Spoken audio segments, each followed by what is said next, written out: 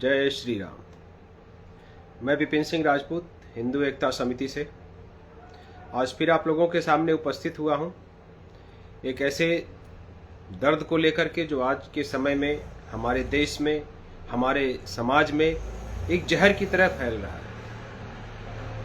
मैं आप लोगों से इतना कहना चाहता हूं कि क्या हम आज जिस समाज में रह रहे हैं, इस समाज के बल पर हम अपने आप को हिंदू राष्ट्र बनाने का दम भर रहे हैं? क्या हमारी यही बुनियाद है? अगर हम इस बुनियाद पे हिंदू राष्ट्र का सपना देख रहे हैं तो हमसे बड़ा बेवकूफ कोई नहीं है। हम आजाद भारत में रहते हुए भी क्या हम आज भी आजाद हैं? ये बहुत बड़ा विषय है, बहुत बड़ा प्रश्न है। ये उन सभी के लिए प्रश्न है जो आज अपने आप को भारत का निवासी समझते हैं या जो अपने आप को हिंदू कहते हैं। उन सभी से मेरा सवाल है,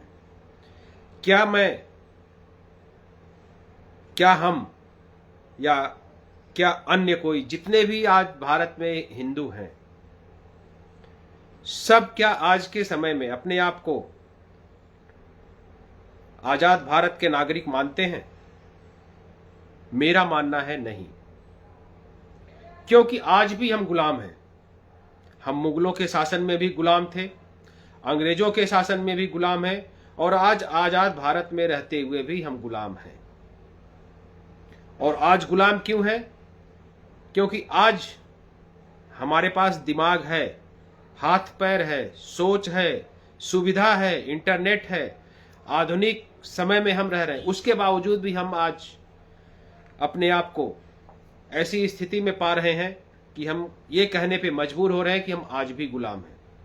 और उस गुलामी का सबसे बड़ा कारण है नेता। वो ऐसे नेता जो अपने एक राजनीतिक फायदे के लिए ठाकुर को ब्राह्मण से लड़ाया जा रहा है, ब्राह्मण को यादव से लड़ाया जा रहा है, यादव को दलितों से लड़ाया जा रहा है, सिर्फ और सिर्फ अपने राजनीतिक फायदे के लिए। और हम हिंदू बेवकूफ, सब कुछ समझते हुए, सब कुछ जानते हुए भी हम उस जहर को पिए जा रहे हैं। क्या ये हम ऐसे भविष्य का निर्माण कर रहे हैं जो हम अपने आने वाले बच्चों को गुलामी के खाई में ढकेलना चाह रहे हैं? भाइयों और बहनों और देश के सभी सनातनियों, जितने लोगों के पास मेरा ये वीडियो पहुंचेगा, आप सबसे मेरा सवाल है कि सोचिए और समझिए। आज जिस प्रकार से ब्राह्मण को यादव के खिलाफ भड़काया जा रहा है, यादव को ब्राह्मण के खिलाफ भड़काया जा रहा है, ये कहां तक उचित है? और कौन से ऐसे शास्त्र में लिखा है, कौन से ऐसे ग्रंथ में लिखा है कि एक यादव जो है कथावाचक नहीं हो सकता? एक शंकराचार्य महोदय हैं जो एक राजनीतिक पार्टियों के द्वारा पोषित हुए हैं और उसी के द्वारा वो शंकराचार्य बनाए गए हैं। उन्हीं को पता नहीं कहां से एक शिक्षा मिली है या उनके पास एक अलग से विद्या प्राप्त हुई है, जिन्होंने एक स्टेटमेंट भी दिया है कि कथावाचक सिर्फ ब्राह्मण ही हो सकता है। हम आज के समय में जी रहे हैं, हम आधुनिक भारत में जी रहे हैं। जिसके पास ज्ञान है, जिसके पास धर्म को प्रचार प्रसार करने की क्षमता है और जिसके पास सही जानकारी है अपने धर्म के बारे में, अपने शास्त्र के बारे में, अपने वेद के बारे में, वो हर कोई कथावाचक बन सकता है। कथावाचक का ये काम नहीं है कि अपना एक आजीविका का पालन, मतलब बिजनेस करना। कथावाचक का मेन कर्तव्य है अपने धर्म का प्रचार करना, अपने धर्म का प्रसार करना, न कि अपने धर्म के प्रचार प्रसार की आड़ में अपने धर्म को झुकाना। कुछ ऐसे लोग भी हैं जो आज सनातन धर्म को बदनाम करने के लिए साजिश रच रहे हैं। तो ऐसे लोगों से भी सावधान रहना है। हमें ऐसे लोगों से भी सावधान रहना है जो हमारे खिलाफ षड्यंत्र रच रहे हैं। मैं आज इसीलिए आप लोगों के सामने आया हूं और आप लोगों से भी सवाल पूछता रहता हूं, आज भी पूछ रहा हूं। क्या हम आज भी अपने आप को एक आजाद भारत का नागरिक कहने के हकदार हैं? ये सवाल है आप लोगों से, उन सभी से, खास करके जो जागरूक सनातनी हैं। उन गुलामों से नहीं है, उन तलवे चाटने वालों से नहीं है मेरा, जो आज के समय पर अपने स्वार्थ के लिए, राजनीतिक फायदे के लिए हिंदू को हिंदू से लड़ाया जा रहा है।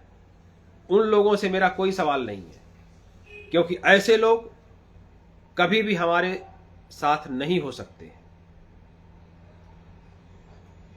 हिंदुओं, आज भी हम ऐसी स्थिति में हैं कि हम ये हक से नहीं कह सकते कि हम आजाद हैं। हम पहले भी गुलाम थे, आज भी गुलाम हैं। अगर यही स्थिति रही तो आने वाले समय में भी गुलाम ही रहोगे।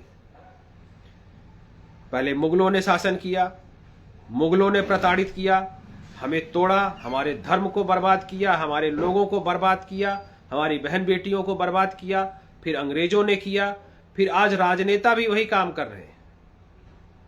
मुगलों ने हमें डरा धमका करके धर्म परिवर्तन के लिए मजबूर किया, अंग्रेजों ने हमें डरा धमका करके अपने उसमें हमें मजबूर किया। राजनेता हमारे कंधे पे हाथ रख करके, हमारे साथ मुस्कुरा करके, बड़ी ही चालाकी से हमारे धर्म को गाली दे रहे हैं, हमारे हिंदुत्व को गाली दे रहे हैं, और हम हिंदू उनके साथ खड़े होकर के अपना बतीसी दिखा रहे हैं। ये बहुत शर्म की बात है। ये उन सभी के लिए शर्म की बात है, डूब मरने वाली बात है जो अपने आप को हिंदू कहते हैं। हम आधुनिक भारत के नागरिक हैं। ऐसे समाज में हम जी रहे हैं जहां पे हमारे पास हर सुविधा है, उसके बावजूद भी हम अंधे बने हैं, बहरे बने हैं, गूंगे बने हैं। ना हम बोल सकते हैं, ना हम देख सकते हैं, ना हम सुन सकते हैं। सिर्फ हमें एक ही बात सुनाई देती है, जो समाज को भटकाने वाले राजनेता हैं, वो अगर कुछ भी बात कह दें तो वो हमें सही लगती है, लेकिन अगर कोई सही बात बोलता है तो वो बेवकूफ कहलाता है। क्या ऐसे भविष्य का हम निर्माण कर रहे हैं? भाइयों, समय है 15 से 20 साल। इस 15 से 20 साल में अगर हम नहीं सुधरे तो बर्बाद हो जाएंगे, देश बर्बाद हो जाएगा, सनातन धर्म बर्बाद हो जाएगा। जिसने अपने दिमाग में ये गलत फहमी पाल रखी है कि सनातन ना पहले खत्म हुआ, ना आज खत्म हुआ, और ना आगे खत्म होगा। हमारा हिंदू कहां कहां से खत्म हुआ ये आज के डेट में हर इंटरनेट पे उपलब्ध है। सबके हाथ में एंड्रॉयड मोबाइल है, सर्च करके देख सकता है। अफगानिस्तान से हिंदू पलायन हुए, खत्म हो गए।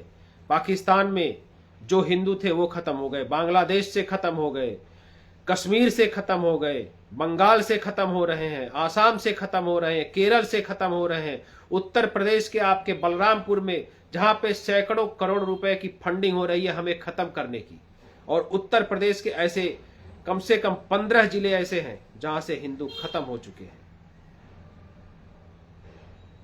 फिर हम किस बात का घमंड कर रहे हैं? जो हमारी जड़ों को काटा जा रहा है, फिर भी हम भाईचारा क्यों निभा रहे हैं? भाईचारा उसके साथ निभाया जाता है जो आपके साथ तन मन और धन से खड़ा हो। उसके साथ बिल्कुल नहीं निभाया जाता है जो आपके साथ खड़ा होकर के आपके पैर के नीचे गड्ढा खोदे, आपको गिराने के लिए सोचे, आपकी बहन बेटियों के ऊपर गलत नजर डाले। ऐसे लोगों के साथ बिल्कुल नहीं खड़ा होना चाहिए। अभी कल का समाचार है, लखनऊ में थूक जिहाद हुआ है। दूध में थूक करके उनको लोगों को दिया जा रहा है।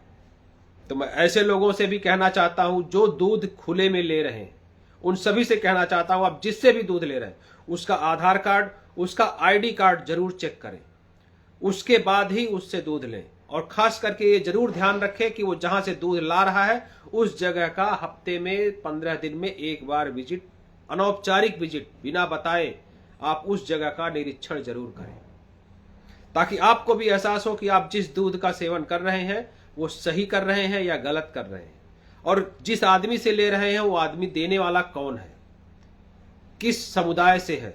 ये बहुत महत्वपूर्ण बात है। जिस तरह से थूक जिहाद, मूत्र जिहाद और अन्य सारे जिहाद फैलाए जा रहे हैं, इन सब के प्रति अब सचेत रहने की जरूरत है। अगर हम सचेत नहीं हुए तो बर्बाद हो जाएंगे। हम बार बार आप लोगों को जगाने की कोशिश कर रहे हैं, लेकिन मुर्दे हैं हम, ये भी बात सत्य है। हम उन मुर्दों को जगाने की बात कर रहे हैं जो मरे हुए हैं। पहले भी मरे थे, आज भी मरे हो और आगे भी मरे रहोगे तो तुम्हारे बच्चे भी मरे ही रहेंगे। क्यों? क्योंकि जो समय आने वाला है उस समय में हिंदू की कोई भी इच्छा, कोई भी मतलब सब कुछ खत्म हो जाएगा। उसके बावजूद भी आज हम मरे हुए हैं। आज हर हिंदू संगठन इस बात से परेशान है कि कहने के लिए उसके पास एक बहुत बड़ी संख्या बल है, लेकिन वो संख्या बल उस हिंदू संगठन के साथ खड़ा कितना होता है ये महत्वपूर्ण बात है। लेकिन अगर वही एक विशेष समुदाय के लोग के खिलाफ अगर एक शब्द भी अगर किसी ने बोल दिया तो अचानक मतलब 10 मिनट के अंदर अंदर या आधे घंटे के अंदर अंदर एक बहुत बड़ी संख्या वहां पे इकट्ठा हो जाती है उसके विरोध में।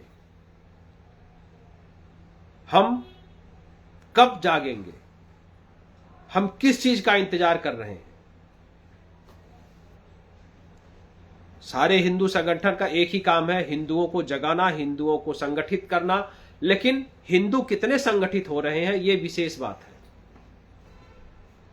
आज सारे हिंदू संगठन का एक ही उद्देश्य है, सबको एक करना, सबको जागरूक करना, सबको समझाना। लेकिन हम हिंदू ये कसम खा करके बैठे हुए हैं कि हम नहीं जगेंगे। हम सोए हुए हैं, हम कुंभकर्ण की नींद में सोए हुए हैं, हम नहीं जगेंगे। तो मुर्दों सुन लो, अगर मुर्दे बने हुए हो तो तुम्हें कब्र में डालने की कोशिश की जा रही है और तुम्हारे लिए जमीन तैयार किया जा रहा है जहां पे तुम्हें दफनाया जाएगा, ना कि जलाया जाएगा। दफनाया इसलिए जाएगा कि तुम आज हिंदू हो, कल हिंदू नहीं रहोगे। अगर आज नहीं जगे तो भविष्य में कभी भी नहीं जगोगे, मरे ही रहोगे और भविष्य में भी मरे रहोगे और आने वाले समय भी मरे रहोगे और तुम्हारी आने वाली पीढ़ियां भी मरी रहेंगी। बहुत तकलीफ होता है ये कहते हुए, क्योंकि हम अपने ही भाई को ये शब्द कह रहे हैं। लेकिन जब भाई एक हिंदू हिंदू की बात नहीं सुनता है, नहीं समझता है, तब तकलीफ होती है। और खास करके तब जब उसके भविष्य की बात हो। बहुत से ऐसे लोगों को लगता होगा कि विपिन सिंह आता है, प्रवचन देता है, चला जाता है, उसका इसमें कुछ फायदा होगा। हाँ, मेरा फायदा है कि अगर आज आप लोग इकट्ठा हुए, आज आप लोग मेरे साथ खड़े हुए, तो हम अपने बच्चों के भविष्य को सुरक्षित रख सकते हैं। मेरा यह फायदा है। मेरे बच्चे का भविष्य सुरक्षित होगा तो आपके बच्चे का भी भविष्य सुरक्षित होगा। आपके बच्चे का भविष्य सुरक्षित होगा तो देश सुरक्षित होगा। मैं इस कोशिश में लगा हुआ हूं। मैं ऐसी कोई कोशिश नहीं करता हूं कि जिससे मुझे कोई फायदा हो। मैं इंस्टाग्राम पर वीडियो बना करके पोस्ट करता हूं तो मुझे इंस्टाग्राम से पैसे कमाने की लालच नहीं है। मैं फेसबुक पे वीडियो बनाकर पोस्ट करता हूं तो मुझे फेसबुक से पैसे कमाने की लालच नहीं है। मैं यूट्यूब पे भी डालता हूं, यूट्यूब से मुझे पैसे कमाने की लालच नहीं है। मुझे लालच है तो हिंदुओं को एक करने की, मुझे लालच है तो हिंदुओं को संगठित करने की, मुझे लालच है तो सब हिंदुओं को एक साथ ला करके एक मंच पर एक विचार के साथ खड़ा करने की, अपने हिंदुत्व के प्रति कट्टर बनाने की। अगर आप लोग इसमें मेरा साथ देना चाहते हैं तो दीजिए। और हाथ जोड़ करके निवेदन है कि जात पात के भेदभाव से दूर रहिए और जो राजनेता हमें लड़ाने की कोशिश कर रहे हैं उनको मुंहतोड़ जवाब दीजिए। नहीं तो भविष्य आपके सामने है, आप समझदार हैं, आप देख सकते हैं कि आने वाले समय में हिंदुओं का भविष्य क्या होगा। जय श्री राम।